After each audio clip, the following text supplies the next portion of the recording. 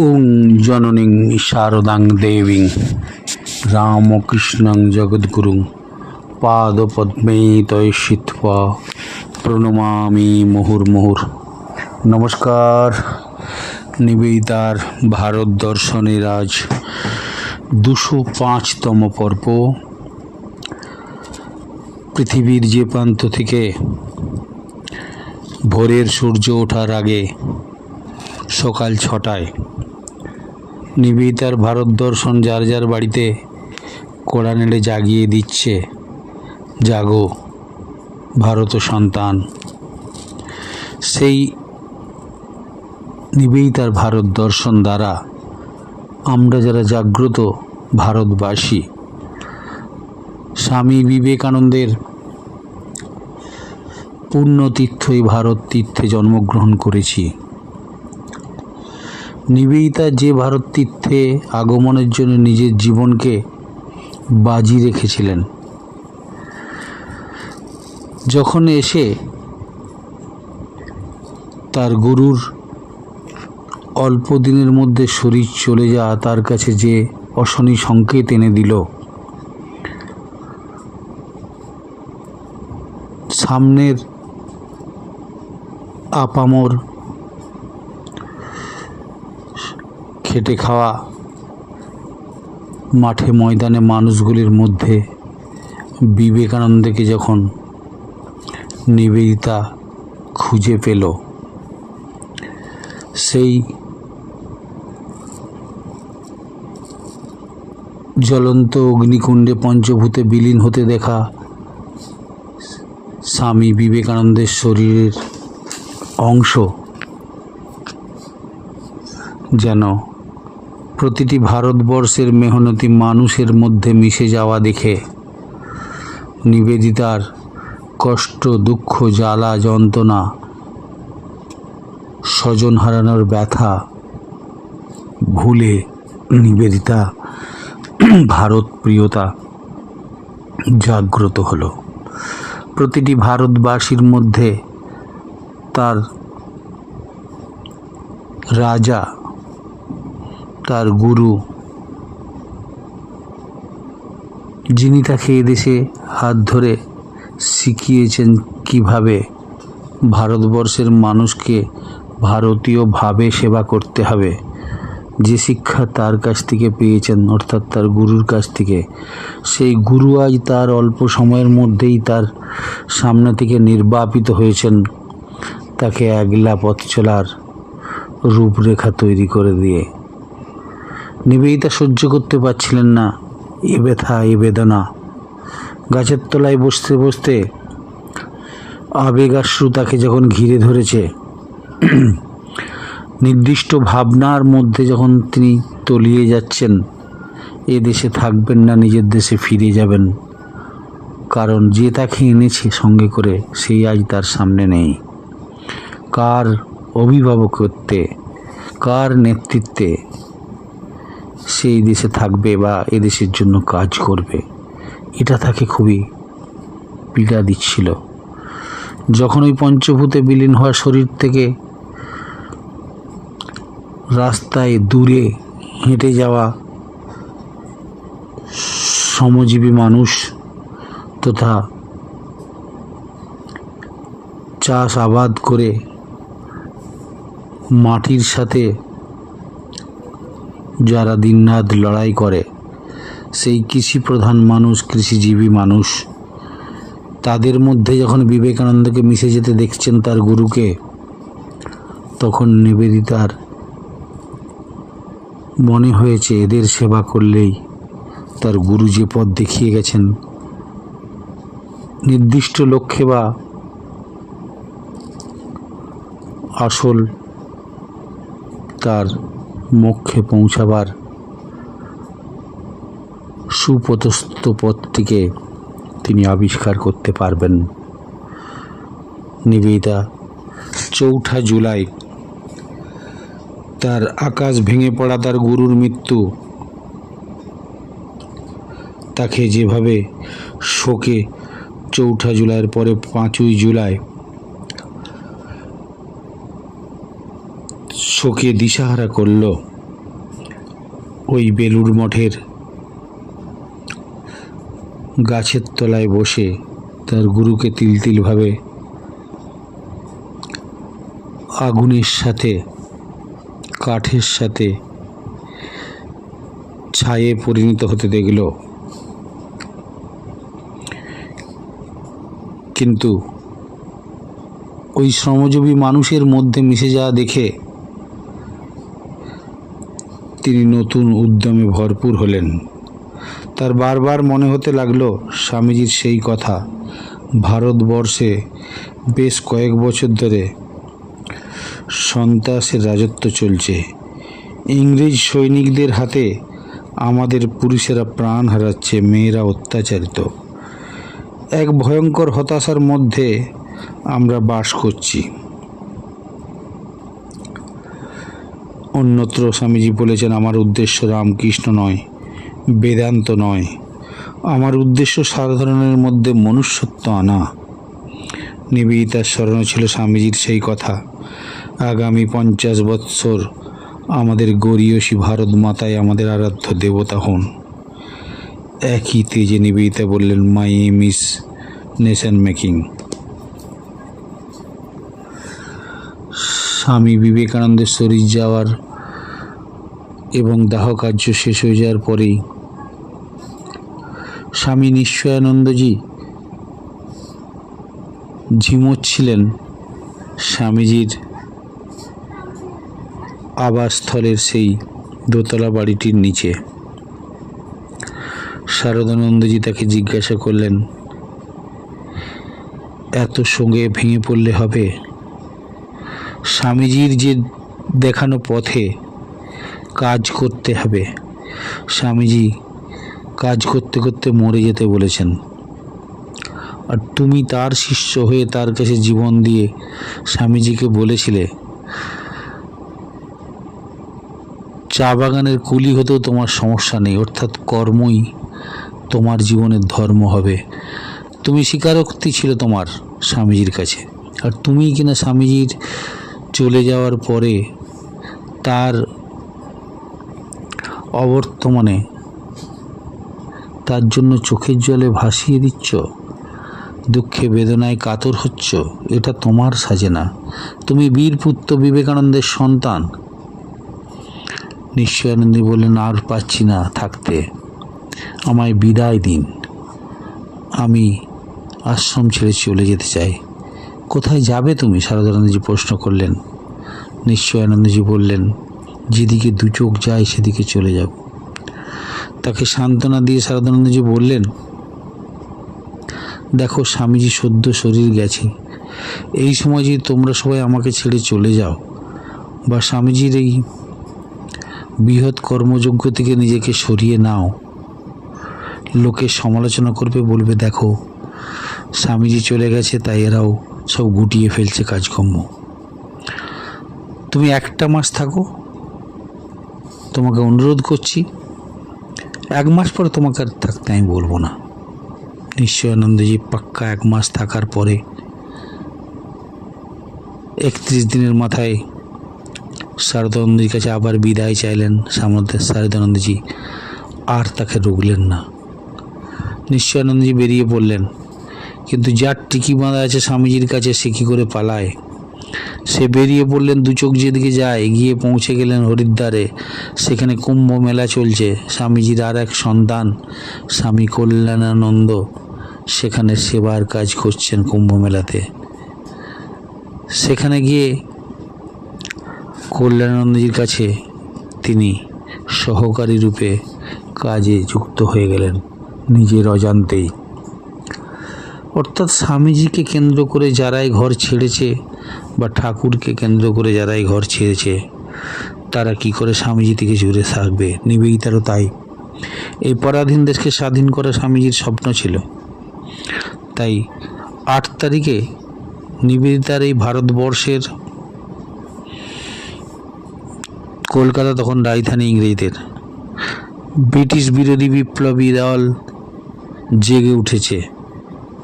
1905 সালের পরে বঙ্গভঙ্গ আন্দোলনকে কেন্দ্র করে যেভাবে ভারতবর্ষের বুকে বঙ্গভঙ্গ আন্দোলনের সাথে নিবেদিতার সাথে বিপ্লবীদের যোগসূত্র বেঁধে ভারতবর্ষে একটা নতুন গণ আন্দোলনের উত্থান ঘটল। নিবেদিতা তার মধ্যমণি। একটি রাজনৈতিক আবহাওয়া তৈরি হলো। স্বামীজির পবিত্র প্রতিষ্ঠান, যেখানে নিয়মাবলীর মধ্যে পরিষ্কারভাবে উল্লেখিত হয়েছে রাজনৈতিক সংস্পর্শ ছাড়া বিপ্লবী আগ্রা বানানো কোনো প্রতিষ্ঠানে পরিণত যেন না হয় এই আশ্রম, তাকে অপবিত্র করার অধিকার নিবেদিতার নেই। নিবেদিতা যখন বিপ্লবীদের আদর্শ হয়ে গেলেন, তাকে কেন্দ্র করে যখন বিপ্লবীরা তার ঘরে দিনের পর দিন বিভিন্ন আলোচনা এবং বিভিন্ন কর্মপদ্ধতি ঠিক করতে শুরু করলো, তখন লোকচক্ষে দৃষ্টির আড়াল হওয়ার আগেই নিবেদিতাকে ডেকে পাঠালেন শারদানন্দজি, ব্রহ্মানন্দজি। 8 তারিখে ডেকে পাঠালেন। 8 তারিখে যখন গেলেন বেলুড় মঠে, তখন দেখলেন ওকাকুরা জাপানি শিল্পী সেখানে অপেক্ষামান। সেদিনে বিশেষ কিছু নিবেদিতার সাথে কথাবার্তা হলো না তার আগামী দিনের কাজকর্ম নিয়ে। কিন্তু 10 তারিখে আবার তাকে যেতে হলো। ব্রহ্মানন্দজি এবং শারদানন্দ তাকে ডেকে বললেন, তুমি ডিসিশন নাও, তোমার ভবিষ্যৎ কোন দিকে চলবে। রাজনৈতিক আদর্শে বিশ্বাসে এই আধ্যাত্মিক প্রতিষ্ঠানটিকে কলুষিত করার অধিকার তোমার নেই। তাই তুমি 1 সপ্তাহের মধ্যে ডিসিশন জানিয়ে দাও। সংবাদ মাধ্যমগুলির মাধ্যমে তোমার নির্দিষ্ট পথ কি। নিবেদিতা দুঃখ পেলেন, কষ্ট পেলেন, তবুও তিনি জানতেন it is a purely spiritual organization. There will have no connection with the politics. এটা স্বামীজির নিজের চিন্তার বহিঃপ্রকাশ, রামকৃষ্ণ মঠ মিশনের নিয়মাবলীর মধ্যে একটি অংশ। নিবেদিতা সেটা জানতেন। তাই নিজে ঠিক করলেন তার গুরুর আদর্শ পবিত্র দেশমাতৃকার শৃঙ্খল মোচনে তারই দেশের সন্তানদের যতখানি পারা যায় তাদের উদ্বুদ্ধ করে দেশকে যত তাড়াতাড়ি সম্ভব মুক্ত করা, পরাধীনতার শৃঙ্খল থেকে মুক্ত করা, এইটাই জীবনের ব্রত। কেন স্বামীজি তাকে নিজে বলেছেন, দেশমাতৃকা সহস্র যুবক বলি চান, মনে রেখো মানুষ চান, পশু চান নয়। এই দেশের স্বাধীন চেতনা, স্বাধীনতার পূর্ব আকাশে রক্তিম মেঘ যেন সঞ্চারিত হচ্ছে।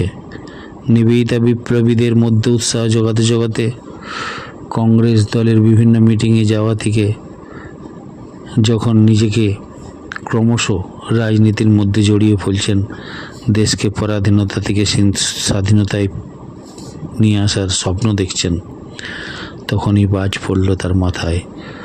শারদানন্দজি, ব্রহ্মানন্দজি তাকে যে অঙ্গীকার করতে বলেছেন রামকৃষ্ণ মিশনের সাথে তার কী সম্পর্ক, সেটাকে ছিন্ন করতে হবে মঠ মিশনের নির্দেশ। অবশেষে 18 তারিখে আবার একটি চিঠি দিলেন শারদানন্দজি তাকে রিমাইন্ডারের মতো। তাতে লিখলেন, তোমার সাথে যেরকম কথা হয়ে রয়েছে তুমি যত তাড়াতাড়ি সম্ভব প্রথম শ্রেণীর সংবাদপত্রগুলির মধ্যে জানিয়ে দাও তোমার আগামী পদক্ষেপ, তোমার ভাবিকালের পথ চলা। নিবেদিতা সেই দিনই চিঠির উত্তর লিখলেন রাত্রিতে শারদানন্দজিকে, আপনারা আমার চিঠির প্রাপ্তি স্বীকার করবেন যেমনভাবে আপনাদের চিঠির প্রাপ্তি আমি স্বীকার করছি। আপনারা যে নির্দেশ দিয়েছেন, যে পথরেখাটি আমার জন্য ঠিক করে দিয়েছেন, আমার একলা চলার জন্য যে দিক নিরূপণ করে দিয়েছেন, আমি তাতে খুশি এবং আনন্দিত। যত কষ্টই হোক সেই পথই আমি বেছে নেব। কখনোই আমার গুরুর পবিত্র পুণ্যতীর্থ বেলুড় মঠ বা এই আধ্যাত্মিক প্রতিষ্ঠানটির মধ্যে কলঙ্ক লেপন করতে আমি আর অগ্রসর হব না। তাই আপনাদের কথা মতো সমস্ত প্রথম শ্রেণীর পত্রিকাগুলিতে আমার সিদ্ধান্ত আমি শীঘ্রই জানিয়ে দিচ্ছি। তবে আমার একটি অনুরোধ আপনাদের প্রতি, আপনারা যারা রোজ সকালে প্রার্থনাঘরে গিয়ে আমার গুরু শ্রীরামকৃষ্ণদেবের বেদিতলে প্রণতি জানান, যেথায় আমার গুরুর অস্থিভস্য নিয়োজিত রয়েছে, সংরক্ষিত রয়েছে, সেখানে আপনারা যখন সকালে রোজ প্রণতি জানাতে যাবেন, আমারও প্রণতি সেই বেদিতলে জানাতে ভুলবেন না। ইতি রামকৃষ্ণ বিবেকানন্দের নিবেদিতা। যে অঙ্গীকার নিবেদিতা সেদিন করেছিলেন, রাজনীতির সাথে সাথে যুক্ত থাকবেন না, এদেশের পরাধীনতার শৃঙ্খলকে মোচন করার জন্য যত রকমের প্রয়াস চালিয়ে যাওয়ার তিনি যেন নেতৃত্বের ভূমিকায় অবতীর্ণ হলেন। তার বাড়িতে 16 নম্বর 17 নম্বর বোসপাড়া লেনে নিবেদিতাকে কেন্দ্র করে গড়ে উঠল বিপ্লবীদের নতুন আগ্রা। শুরু হলো যাত্রা। নিবেদিতা 1902 খ্রিস্টাব্দের 18 জুলাই যে অঙ্গীকার করে নিজের সামনের পথ চলার দিক নির্দেশ করলেন, বেলুড় মঠ আধ্যাত্মিক কেন্দ্র, সেখান থেকে নিজেকে সরিয়ে নিলেন। সরাসরি ভারতবর্ষের বিপ্লবী আন্দোলনের যারা অগ্রণী ভূমিকা গ্রহণ করেছেন তাদের পাশে থেকে তাদেরকে সব রকম সাহায্য করার অঙ্গীকার করলেন। ব্রিটিশদের মধ্যে নিবেদিতা 1903 খ্রিস্টাব্দ থেকেই গুপ্তচরের দ্বারা পেছনে লাগা শুরু হয়ে গেল। এক বিখ্যাত গুপ্তচর নিবেদিতাকে প্রতিদিন ফলো করত, তিনি কোথায় কখন কোথায় থাকছেন, কি করছেন। এই গুপ্তচর নিবেদিতার পেছনে সর্বদা এঁঠেলির মতো লেগে রইল। নিবেদিতা ভারতবর্ষের মানুষকে স্বামীজির আদর্শ এবং দেশাত্মবোধ পৌঁছে দেওয়ার দায়ভার যেন গ্রহণ করলেন। এই 1902 খ্রিস্টাব্দের 18 জুলাইয়ের পরে অল্প কিছুদিন কলকাতা থেকে তিনি রওনা দিলেন। 1902 খ্রিস্টাব্দের সেপ্টেম্বর মাস নাগাদ ভারতবর্ষের উৎপন্ন যে সমস্ত কলকারখানা থেকে উৎপাদিত দ্রব্য, সেগুলি তার কাছে যেন চিরশ্রদ্ধার বস্তু হয়ে রইল। নিবেদিতা এর মধ্যে সকলকে জানালেন যে আমার এবারে লক্ষ্য দেশের যুব সমাজকে স্বামীজির আদর্শে জাগিয়ে দেশকে পরাধীনতার শৃঙ্খল থেকে মুক্ত করতে হবে। 15ই জুলাই সাউথ সুবারবন স্কুলে স্বামীজির স্মরণ সভাতে রবীন্দ্রনাথ ঠাকুর সভাপতিত্ব করছেন। নিবেদিতা বক্তা নিবেদিতা দর্থহীন ভাষায় বলে উঠলেন, এদেশের যুব সমাজকে যদি সঠিক নিজেদের পথে যেতে হয় তাহলে স্বামী বিবেকানন্দের পথ এবং আদর্শটি তাদের জীবনে গ্রহণ করতে হবে, কারণ তার মধ্যেই লুকিয়ে রয়েছে দেশ স্বাধীনতার মর্মবাণী। যুব সমাজকে সেই পথ অবলম্বন করে দেশকে স্বাধীন করতে হবে, এটাই আমাদের চাওয়া পাওয়া।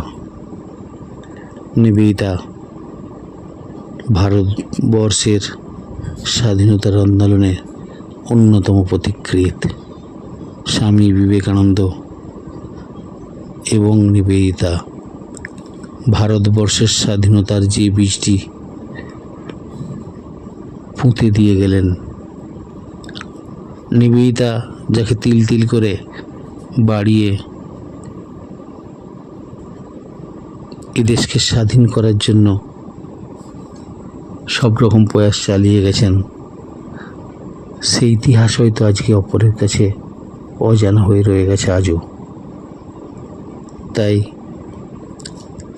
এই দেশের মানুষের কাছে দেশাত্মবোধ জাগিয়ে তোলার উদ্দেশ্যে 1902 খ্রিস্টাব্দের সেপ্টেম্বর মাস থেকে স্বামী সদানন্দকে নিয়ে যুব সমাজকে জাগাবার তার জীবনের ব্রত মনে করে রবীন্দ্রনাথকে 15ই জুলাই সাউথ সুবারবন স্কুলের স্বামী বিবেকানন্দের প্রয়াণে তার স্মরণ সভাতে নিবেদিতা বলে উঠলেন, my task is awake the nation. আমার কাজ হলো এই জাতিকে জাগানো। 1902 খ্রিস্টাব্দের ফেব্রুয়ারি মাসে যে অঙ্গীকার তিনি করেছিলেন ভারতবর্ষে আসার পরে, যে অঙ্গীকার তার গুরুর শরীর যাওয়ার পরে 2 সালের 4 জুলাই শরীর যাওয়ার পরে 5 সালে যে দৃশ্যের তিনি সাক্ষী, এদেশের মানুষের সেবা যদি তার মাধ্যমে হয়, তার শিক্ষা, তার আদর্শ, তার বিশ্বাস যদি এদেশের যুব সমাজকে উদ্বুদ্ধ করে, সেটা তার গর্ব শুধু নয়, এ দেশবাসীর প্রত্যেকের গর্ব। নিবেদিতা ভারতবর্ষের জন্য যা করে গেছেন, আমার ভাষায় কোনো ভারতীয় সে কাজ করার ক্ষমতা রাখে না। নিবেদিতা ভারতবর্ষ এবং তার শ্রদ্ধার ভারতবর্ষ, যে তার গুরুকে রক্ত মাংসে গড়া ভারত প্রতিমা বলেছেন, সেই স্বামী বিবেকানন্দ এবং তার দেশমাতৃকা এবং নিবেদিতা এইবার দেখব কিভাবে এক হয়ে এগিয়ে চলেছেন পরাধীনতার শৃঙ্খল মোচন করার জন্য। নিবেদিতা নিজে যেন সামনে সেই রক্তিম সূর্যের আভা পূব আকাশের দিকে তাকিয়ে লক্ষ্য করেছিলেন, রাতের অন্ধকারের কালো নিশা ঘুচে গেছে, রক্তিম আলোর মধ্যে সূর্যের আগমন বার্তা ঘোষণা করছে। তাই এই রক্তিম আলোয় নতুন সূর্যের মতো স্বাধীন ভারতের স্বপ্ন নিবেদিতাকে এবং সমস্ত নিবেদিতার সাথে পরামর্শকারী বিপ্লবীদের মনেও একই প্রশ্ন।